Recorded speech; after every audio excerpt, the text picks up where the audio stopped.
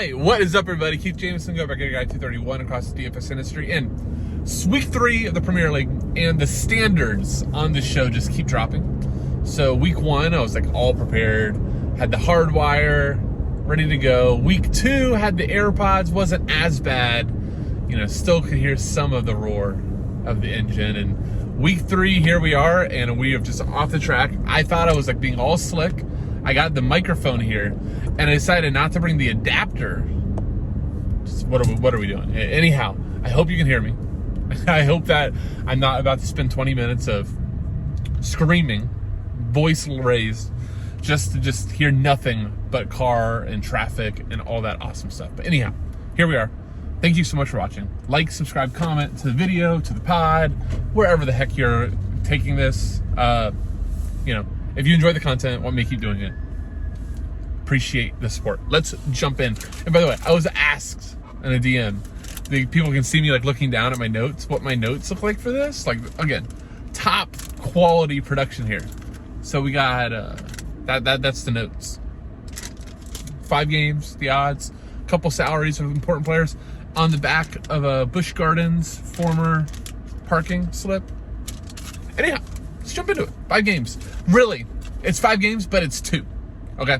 We got Liverpool at home. Playing terrible, but needing a huge bounce back. It's actually like the perfect storm for, in my opinion, just an absolute, I don't even know the word, blow up, just crazy spot. Home versus Bournemouth, must win. Everybody, like, all the podcasts are Liverpool in trouble. Is Liverpool dynasty over? All this stuff. Minus 1,200 favorites at home. I'm going to be loading up on Liverpool. Yes, I'm a Liverpool fan, but so be it. And then if you don't go Liverpool, it's because you're going to go Manchester City minus 600 at home. And who the hell are they playing again? Crystal Palace, which, look, Palace has been a little bit sneaky. They're a little frisky versus Liverpool, but they were like a little frisky versus Liverpool because Liverpool couldn't finish. Like, Liverpool could have had, and like, Liverpool had the ball the whole time. The difference between City and Liverpool is Liverpool sometimes with the ball is actually the worst thing for them because, like, they thrive on space. And, like, when a team just really, really packs it in, it's, like, great for DFS because Robertson or Tasmikas and TAA can pile crosses through. Salah gets all these shots assisted, and it's still good for DFS, but it's not so good for, like, real-life scoring goals. So it should be an interesting, like, which way you go. I'm going to be going Liverpool because not only the odds, it's double the favorite, right? Minus 600 is a big favorite, but minus 1,200 is that big of a favorite. So let's talk real quick on what type of players I think you should be targeting. I think TAA at 8,000 is grossly underpriced. He could be 10,000 and would be a core play for me. So I think he is lock and load. And I think Mo Salah at it's 10-2 is a lock and load. I would definitely prefer Salah over Haaland. I just think you get a lot more floor. You're gonna need to fill that forward spot. So I think those are the 2 locks. I think from City, it's KDB. We saw KDB back to being on some set pieces, which is really good to see. And he's just too good, just 10,000. So there's your 3 players right away: Salah, KDB, TAA. Now it's just going to be the question of how you fit it all in, right? So let's just talk about, I think, what is really the decision of the slate, which I think is second forward. If in, Mahrez is a great option. Foden's a great option. Both of them would take some set pieces for City. Mahrez, we know, takes PK, so that's a little extra incentive or a little extra juice for him. Whereas Foden, you know, has been really good taking corners, which I think was a little bit of a surprise for me. You know, like, we've seen him take some, but I thought, you know, he took some with Mahrez on. So those work. Or you can go back to Liverpool, go Bobby Firmino. That's not my favorite. Bobby Firmino. The good part and where I could support playing him is that Liverpool don't have another striker. So it's Bobby. You know, unless Liverpool in the past has done some inverted shapes where they'll move Salah to striker.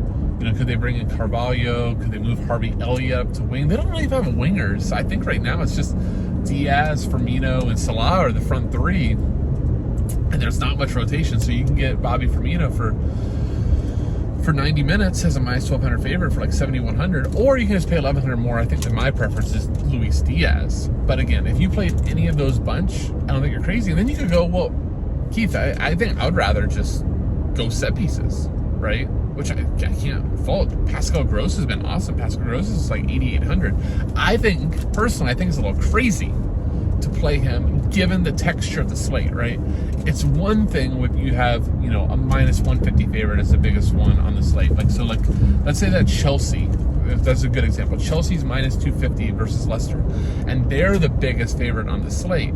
Then I think all of a sudden, like, Pascal Gross is actually almost a lock. Like, I don't really want to play Kai Havertz. I never say Kai's name right. I know that's wrong. Somebody correct me. But, you know, I was supposed to call him Kai. But I don't want to play Kai over Pascal Gross. You know, no floor. Only minus 250 favorite. We've seen Chelsea struggle, right? Versus, though, Diaz, who, you know, is close to double-digit floor. And that's in, like, games where Liverpool is like a minus 200, minus 300 favorite. You all of a sudden add everything in, like, the fact that this is one of the worst starts in Liverpool history, the fact that now they're at home, they're the big favorite. Bournemouth's really not good.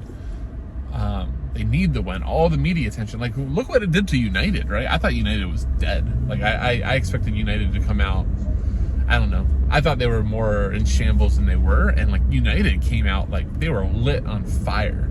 And I think that's what you're going to see with Liverpool. I think the crowd is just going to elevate it. Klopp is going to have them ready.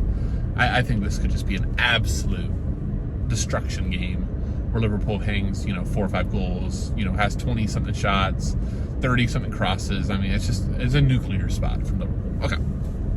I know I was all over the board there, but I think that covered Liverpool. So the other option, though, obviously, if you pay up for second forward, you're not going to pay up for Andy Robertson or Tsimikas. What you could do is, especially, I think, if Tsimikas is in, which is a rumor that I've heard, you know, Tsimikas is DFS gold. He would split sets with TAA, as would Robertson. But, you know, you could do more balance with them. It just leaves you in a weird spot second forward. But, you know, it's certainly an option, depending on how your lineups are going. That's the Liverpool options, though. It's the front three, it's the fullbacks, nobody else. I don't think it's a slate to pay up for Alisson. If you somehow find yourself salary, great. I think it should be a spot for a shutout. But that's it. City, kind of went over that too. Haaland, KDB, Foden, Mahrez. I don't think it's a Cancelo year so far, funny enough. You know, I often was late on Cancelo, I think is the best way to say it, last year. Because I would like see the crossing games. It'd be like 2, 3, 4 crosses. And it's like, I'm not going to pay $6,800 for that. And then you show up with an assist, 4 tackles, shot on goal. It's just like, oh my God. You know, the fullbacks I really like to target. The guys are going to cross the ball then. So I don't think Cancelo is really playing this thing. All right, going to Leicester at Chelsea. Leicester, let's just go ahead and say as like a +5, what is it, 500 or 600 on the road, that, you know, the only guy we actually want to target is James Maddison, and we're not going to target him here. So we can kind of cross Leicester off. Chelsea, Mason Mount. If Reece James is playing wingback, I don't think he's a crazy play at all either. Again, like, why am I not going to talk about the other teams? Just because Liverpool's minus 1,200, Manchester City's minus 600, and by the time you get done with the players that you want from them, there's not much salary left. So if you want to be contrarian, immediately go to these other teams. Maybe just go, Liverpool's going to score 1, City's going to score 1. I'm going to take Salah. I'm going to take Haaland. You know, maybe I'm still taking TAA, and so be it from there. So, yeah, that's that. Everton at Brentford, same deal. Everton, you could go Damari Gray. It was absolutely just a monster game last time. Brentford actually is, like, floor-wise, not great for DFS, but, you know, Everton is really leaky at the back. You go Tony and Buemo, those type. I don't think it's really a spot for like Jensen, like to prioritize them. But if you just end up there, home favorite on sets, I think that could work. You know, they've also Jay De Silva. So if you see one in without the other, that could be a really good spot, depending on what salary's left over. And finally, you got Leeds going to Brighton. Look, I think Jack Harrison is like, he's like the new Rafinha this year for DFS. He's just getting all of Leeds sets. You know, I guess Harrison's taking a few, but Harrison's just been gold. It's just hard to fit him on this slate. There's going to be a lot of time to play him. I don't think it's here. Pascal Gross being the guy I would take from Brighton. So again, kind of just to wrap this up, it's going to be under 10 minutes. Cool.